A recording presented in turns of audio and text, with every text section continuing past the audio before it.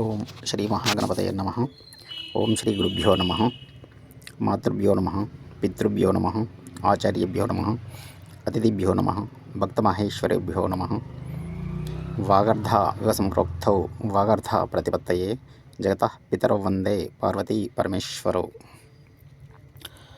మన అష్టలక్ష్మి గృహవస్తు ఛానల్ని వీక్షిస్తున్న వీక్షకులందరికీ హృదయపూర్వక స్వాగతం, సుస్వాగతం, అదేవిధంగా ప్రత్యేక ధన్యవాదములండి.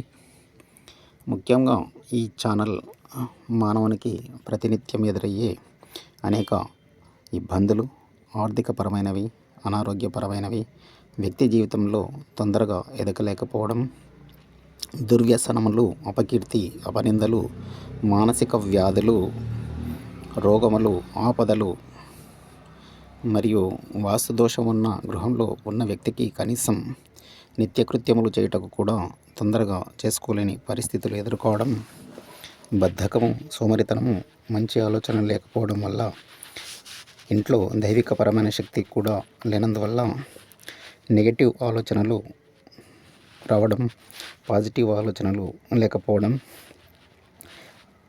చేసే బుద్ధి కూడా లేకపోవడం, వ్యక్తి తనలో ఉండే కష్టాలను ఎదుటి వారికి చెప్పుకోలేకపోవడం మరియు కనీసం ఇంట్లో ఉన్న వారికి కూడా చెప్పలేని పరిస్థితి ఎదురయ్యే అవకాశం ఉంటుంది.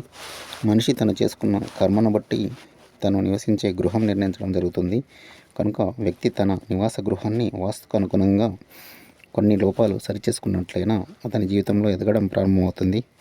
వ్యక్తికి వాస్తు గురించి అవగాహన లేకపోవడం మరియు వారి కర్మను బట్టి ఎవరైనా చెప్పినా పట్టించుకోక వినకపోవడం జరుగుతుంది. కొందరు మూఢనమ్మకాలు కూడా దీన్ని పరిగణలోనికి తీసుకోవడం జరుగుతుంది. కనుక వారి వారి కర్మను అనుసరించి ఫలితంలో అనుభవించడం ఖచ్చితంగా జరుగుతుంది.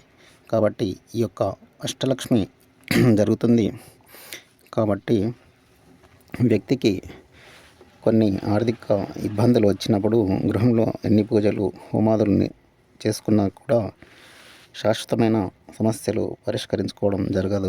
కాబట్టి ఈ యొక్క అష్టలక్ష్మి గృహవస్తు ఛానల్ను వీక్షిస్తున్న వ్యక్తులు మీకున్న అన్ని సమస్యలను మేము చెప్పే వాస్తు నియమములు, సూచనలు, పరిహారములు, గృహ మార్పులు చేసుకొని అందరూ కూడా ఆయురారోగ్య ఐశ్వర్యములు, భోగభాగ్యములు మరియు కీర్తి ప్రతిష్టలతో మరియు మానసిక ఆయురారోగ్య శాంతి సౌఖ్యములతో అందరూ కూడా వర్ధిల్లుతారని ఆశిస్తున్నాము.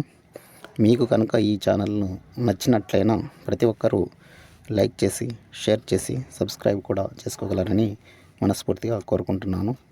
సర్వే జన సుఖినో భవంతు, లోక సమస్త సన్మంగళాని భవంతు. ఓం నమః శివాయ.